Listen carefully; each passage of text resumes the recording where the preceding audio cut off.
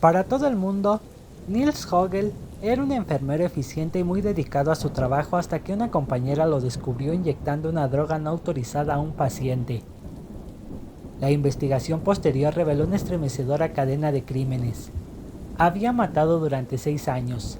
La historia del enfermero que se convirtió en el mayor asesino en serie de la Alemania de la posguerra.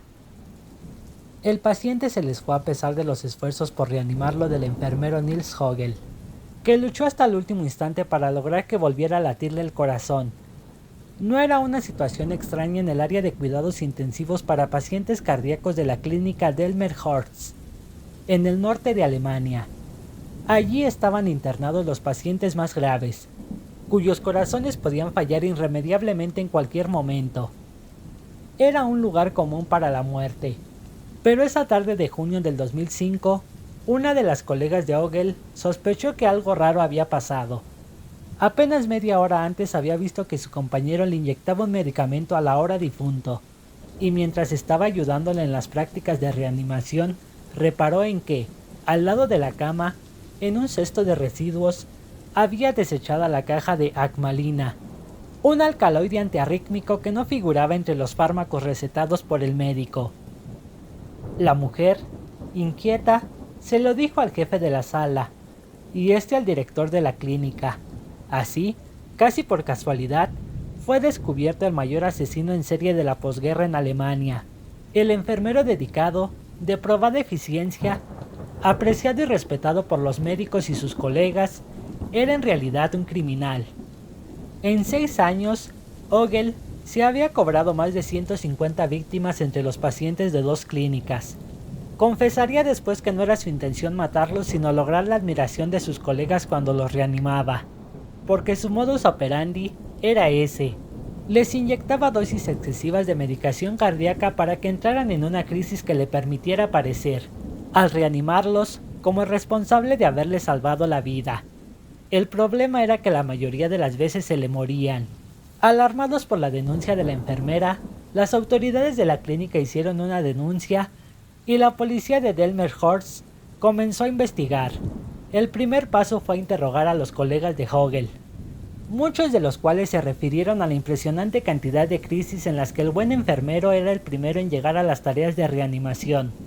Al revisar las muertes ocurridas en el hospital durante los últimos 2 años, los policías descubrieron que el número de muertes en el hospital se había duplicado desde la llegada de Hogel en el 2005. También comprobaron que el 73% de esas muertes habían ocurrido en su horario de trabajo, y que la proporción de muertes por fallos cardíacos era mayor que las ocurridas por otras causas. Sin embargo, las sospechas requerían pruebas fehacientes para lograr una condena judicial, y los investigadores solo las encontraron en 4 casos. Así, Hogel llegó al juicio, celebrado en diciembre del 2006, acusado de 2 asesinatos, uno de ellos el de junio del 2005 y 2 intentos de homicidio. El tribunal lo condenó a 5 años de prisión y la prohibición de volver a ejercer el trabajo de enfermero por esos delitos. El fallo fue apelado por la fiscalía y un tribunal superior subió la pena a 7 años y medio.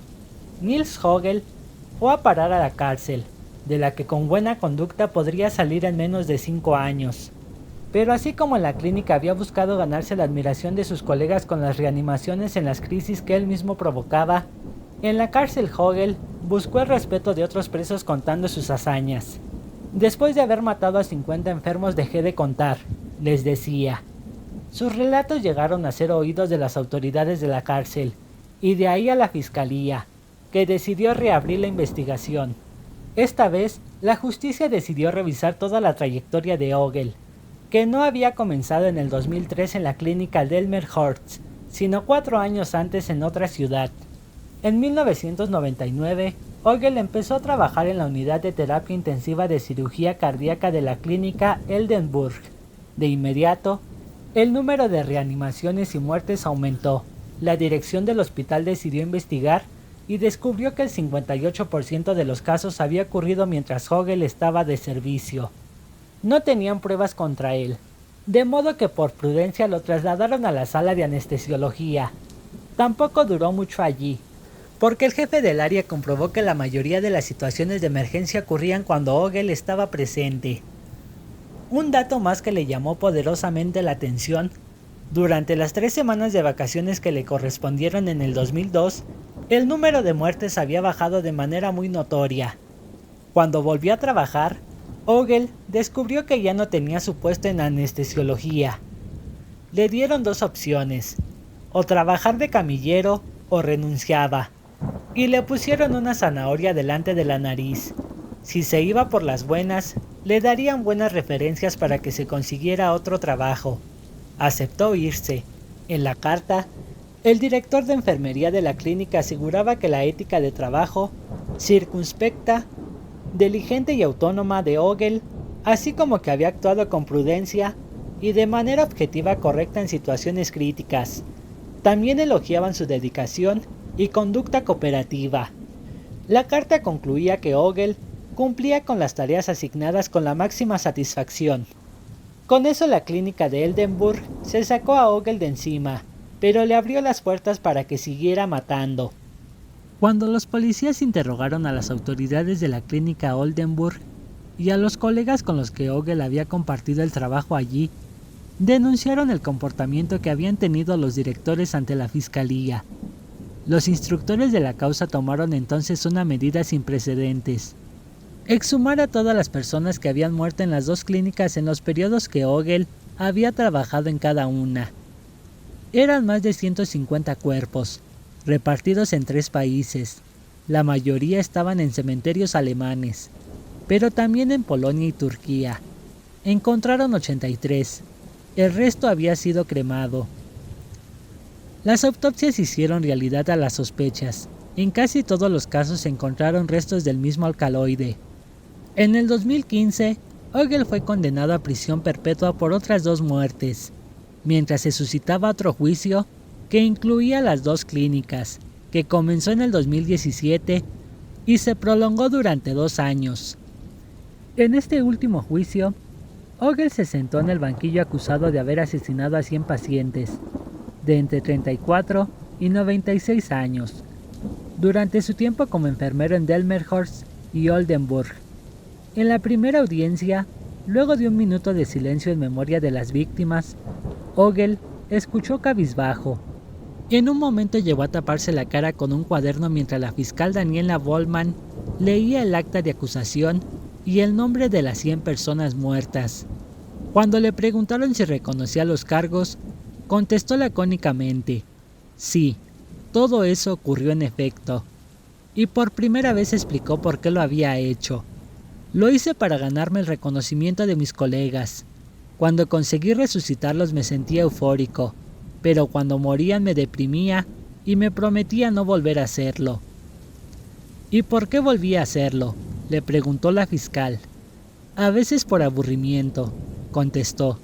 Durante las audiencias, en las que se repasó caso por caso, Ogle admitió su responsabilidad general en 100, pero dijo que solamente estaba seguro de haber inyectado a 43 de los nombrados, que no recordaba los nombres de las otras 52 víctimas y negó haber matado a 5.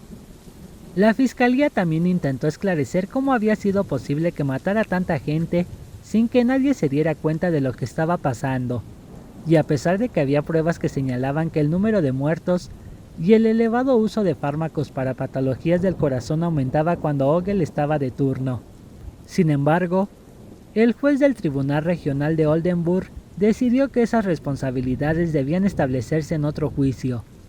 La investigación y el juicio contra los hospitales de Oldenburg y Delmenhorst se debe realizar por separado, pero espero que pueda quedar clara la dimensión de lo ocurrido y la conexión entre los 2 hospitales, dictaminó.